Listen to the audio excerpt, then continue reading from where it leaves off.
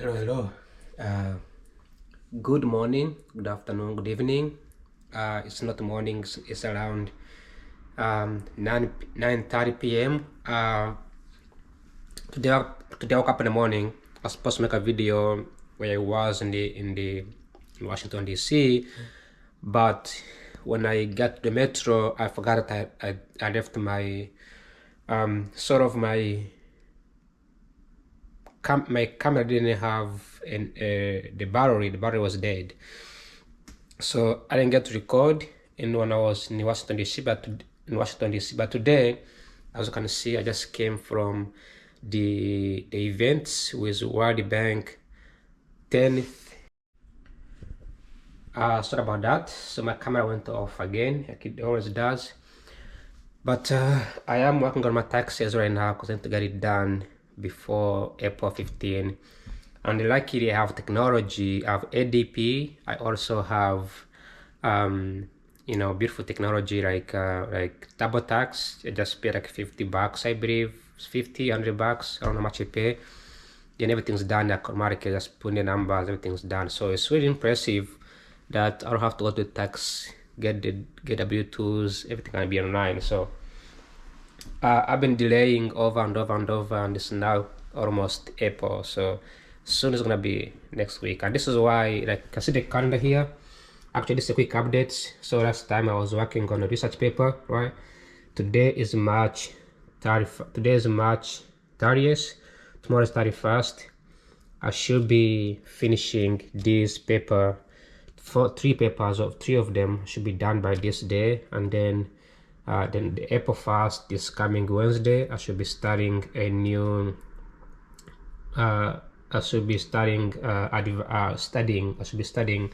But as we probably already know, yes, I know the data. I have the data. I'm working on it. I'm coding the data, and everything's almost done for each research paper. Whether it's in international economics, whether it's public finance, whether it's in energy economics, they all seem to be done, except that I couldn't go ahead. I couldn't.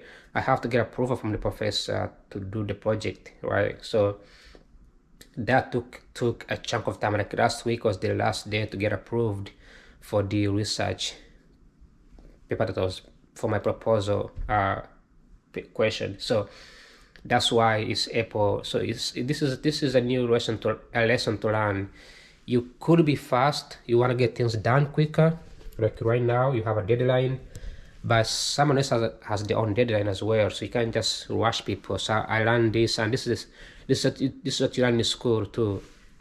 That not everybody's gonna go on your own. On your pace. Or some people are gonna be slow. Some people are gonna be fast. So because of getting approval from the professor, and then have to revise the paper, then submit again, get an approval again. Now March is ending, and I have until April 15, April 20th, and April 25th. So to get the paper done, all papers have to be done by that time. Then I can present. So it's gonna be really huge pressure this coming weeks.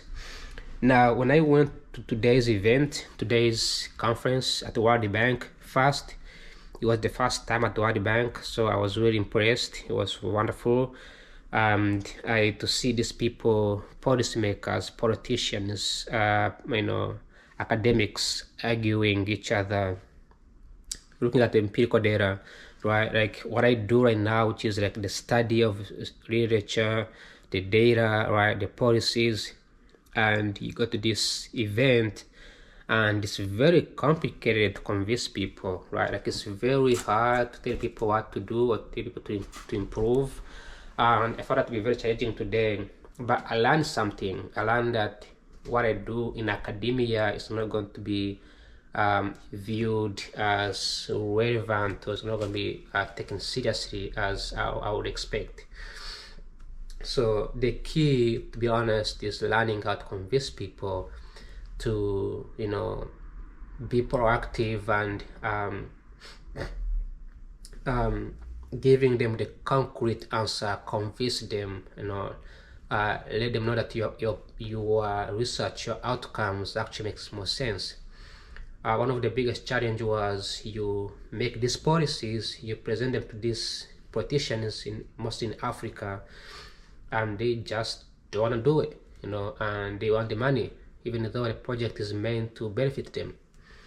So, speaking of the project, I'm working on public finance project, like literature review for the public finance, looking at how the U.S. infrastructure is causing the prices of grains to rise or fall, and how does that affect farmers. So I was going to sneeze. I'd have to sneeze in my camera because I will not been able to edit. I don't edit my videos. So anyways, so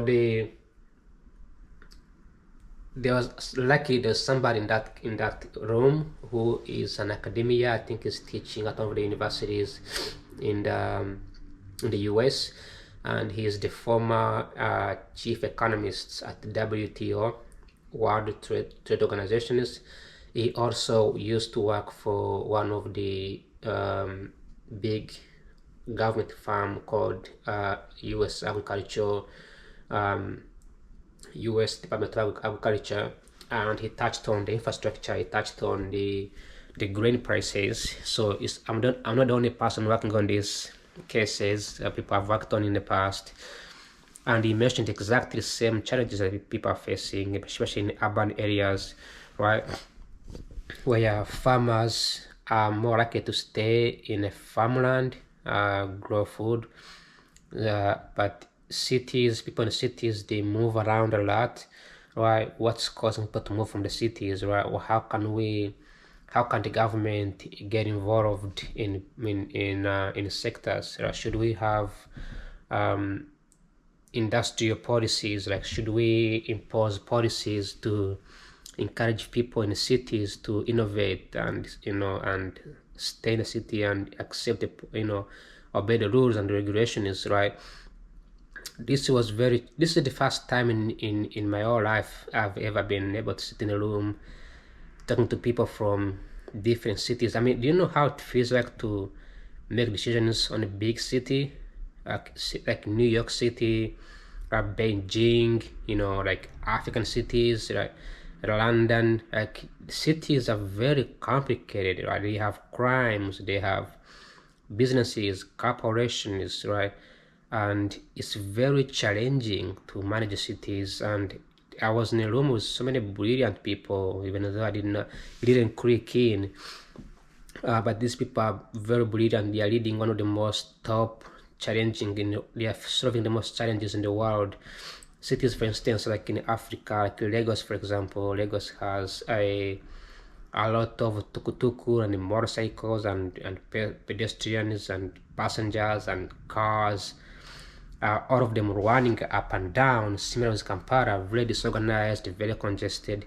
How do you manage that? How do you make policies that will not hurt the businesses, but also will not put the country into bankruptcy? So that was agriculture part. That's part of the United States. The next part was the obvious industrial policies. Should we implement tariffs? Should we implement, other form of policies that will encourage cities to grow and, move around? Should we get involved?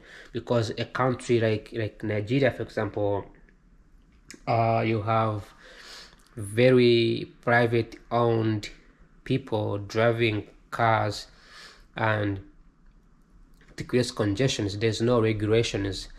But in an area like DC, for instance, DC, there is a huge regulations on transportation, and is a industrial policy regulations, where in DC, you have public transit, you have regulated Uber, Lyft drivers, right? You have motorcycle regulated. You can do passenger service in DC or anywhere in the United States with a bicycle or motorcycle. So that's regulated. That's a huge industrial policy that US implemented, right?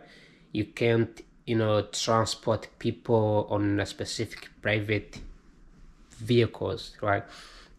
So the debate was, should they do the same thing in nations like Africa? If yes, then who's going to be reliable for the cost, right? The main discussion was basically on area market, right? If the government of Uganda invest, I don't know, $2 billion, mostly like loans from World Bank, those loans will bring public transit, eliminate private farms, right? Eliminate that chaos in the city.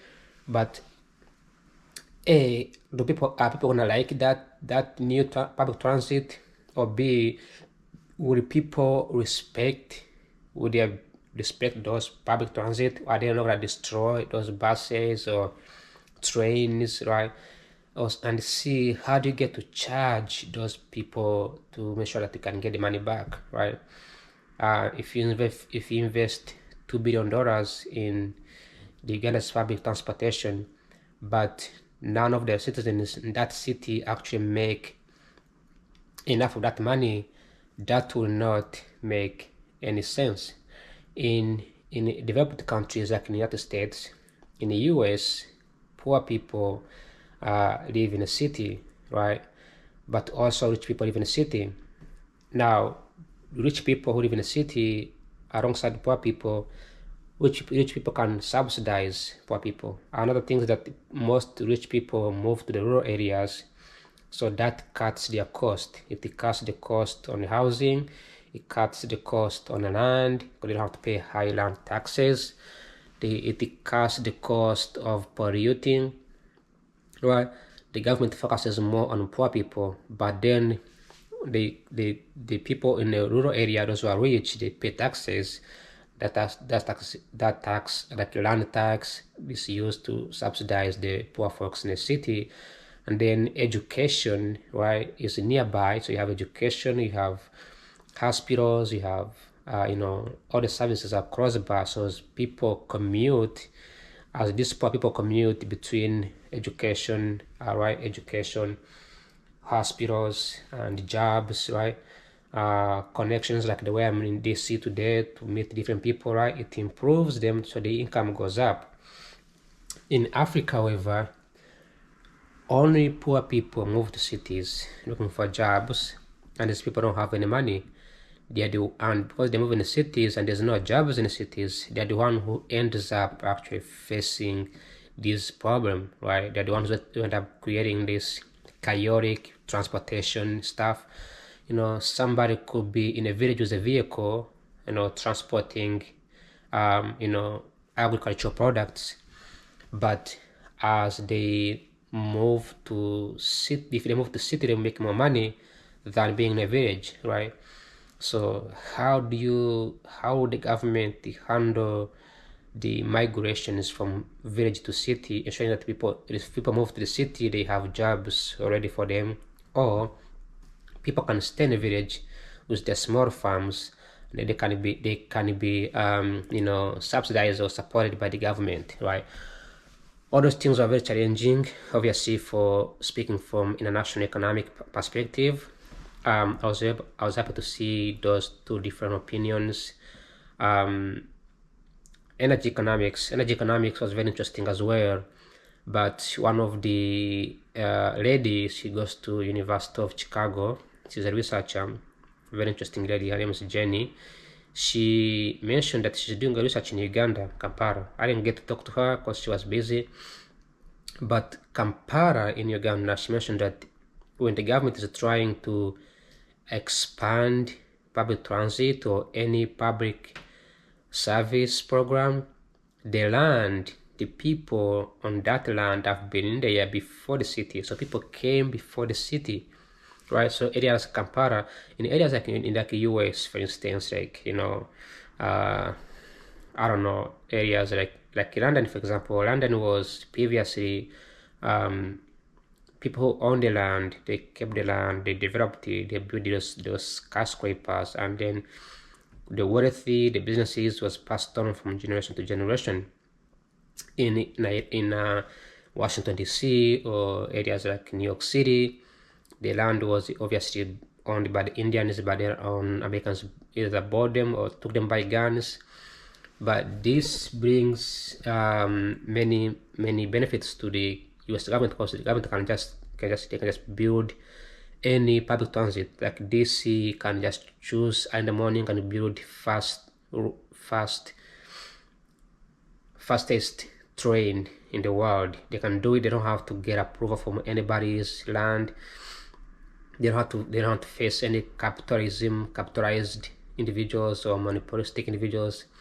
In Uganda, with a area like Kampala, the land was already owned by the people who used to live there before Kampala was even a city. So those people own the land already, and when they hear the government is trying to build something, let's say public transit, or maybe a school, maybe a hospital, for the better good of other people, people own that land. They raise the prices. In fact, according to this lady, the prices got so high that is equivalent to the American value, right? It becomes so expensive like American value, despite the fact that people of Uganda are not anywhere equal to the American income standards. But so when the land is that expensive, the government does not even like think about investing in it, because it's not worth it to spend money if people are gonna just charge because they have the monopoly to the land. And there is obviously, she mentioned that there is obviously issues like land ownership, property rights. However, according to her, some people, those who don't have property rights, if they have to claim compensation from the government, they have to go out obtain permits, they have to go through the legal systems, they have to go through a lot of things, which most of them don't have approved to the documents, to the ownership. So they don't want that stress. They don't want the government to get involved and take it because it feels like it doesn't belong to anybody. At the same time, the people who do own the land, who do have the titles, who do have the proper documents, once they have that and they realize the government's gonna build a project on their land, they double, quadruple the prices of the land, because they have not only the titles, they have the monopoly of doing whatever they want, right? So that makes it harder, especially when they know that those can benefit everybody. So from what she mentioned, is that the government is trying to incentivize people by letting them know that this is for the benefits of everybody, not just one individual, and they try to negotiate, right? But the negotiation power is unequal because one person owns the land, right? So this has been the challenges. Even though this lady was focusing more on urban economics, urban developments, for me it's kind of the same thing when I'm doing in energy economics in Uganda, where I'm studying the literature of trying to see kind off-grid and on-grid extensions. So when I say off-grid and on-grid, what I mean is that the off-grid is the solar panels, on-grid is the extensions of the electric wires and poles. Which one will reduce the burden on the governments? So when she mentioned this, I was very, very interested in it, because this exactly speaks to my research paper. It really talks about my paper, right? Because one of the challenges of on-grid extension, the wires, the poles, is to put the pole in someone's land. It's the biggest challenge ever, right? You can have many wires, you can have the loans, you can have less corrupt government, you can have poles, you can have engineers, smart people. But if people refuse for you to put their tree on their land or build electricity for their land, one person can have a big land, right? The monopoly of their land, and they don't want you to put a pole in their land. It means that one person can limit an entire village in the other part of the country from getting electricity. Just one person, right? And if you try to negotiate democratically, these people will have the monopoly and the power to bargain, right? That becomes a huge challenge. So if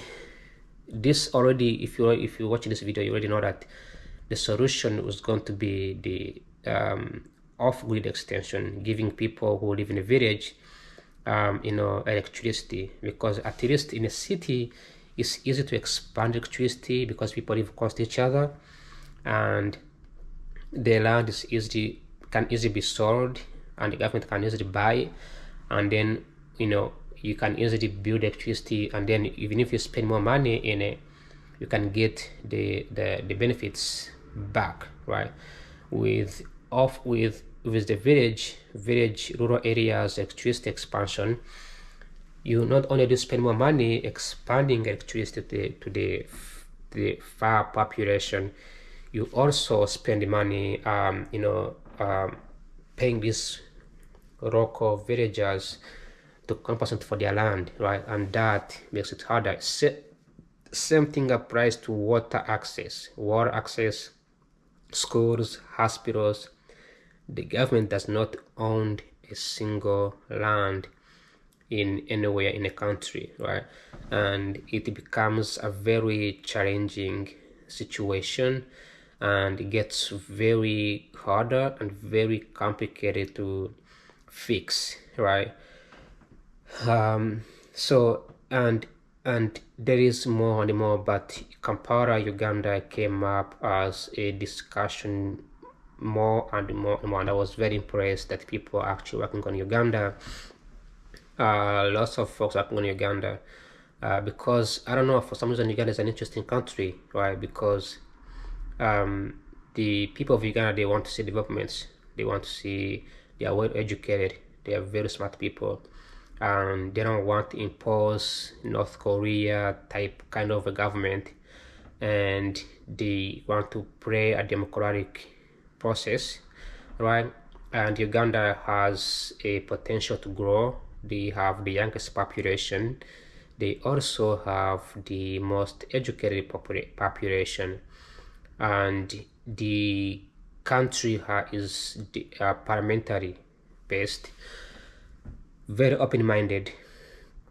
But again, this brings a lot of challenges that can be very complicated and can be very hard to achieve. I'm trying not to sneeze in a camera, because when I go to these events like World Bank, I met so many people from all over the world.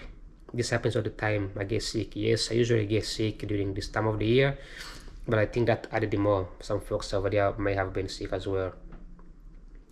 So, final thought: urban planning is a very interesting topic. I kind of like it. I enjoyed it. It's more intense debate. You have two different ideas colliding each other. Everyone has their own ideas. Everyone has their own ways of doing things. There's a guy from Brazil who was very argumentative, like, no, this is wrong, this is how things should be. But it tells you that when you work on a table as an economist or public policy analyst, that's what you have to deal with, right? It's telling people to do policies, to do things, and they're going to disagree with you. By keeping it civil, keeping it,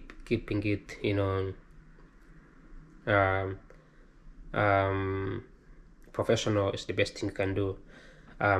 One of the people, how many minutes do I have? I have 1 minute.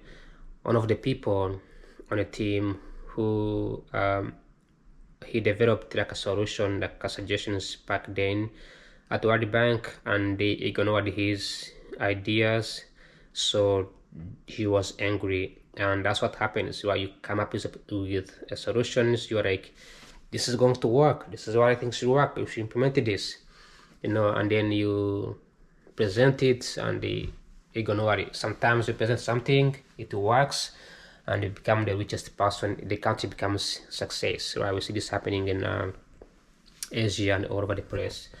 All right, I have 1 minute to get things done. So, final thoughts. I like this discussion and can I work for the bank? I think it was great. I enjoyed the office, the atmosphere. It's very intense, and dealing with these guys from internationals from all over the world. Some people have experience in research, some people don't. Some people have experience in the data, some people don't. Everybody has a different ways of approaching solutions to the problem. Everybody has a different ways of acquiring solution to every problem.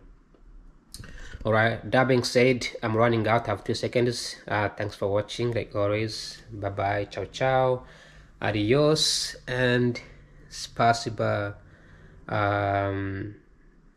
Yeah, gracias. Thanks for watching. Bye bye, take care, and have a good night.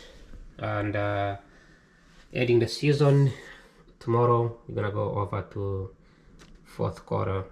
All right, thanks for watching. Bye bye, and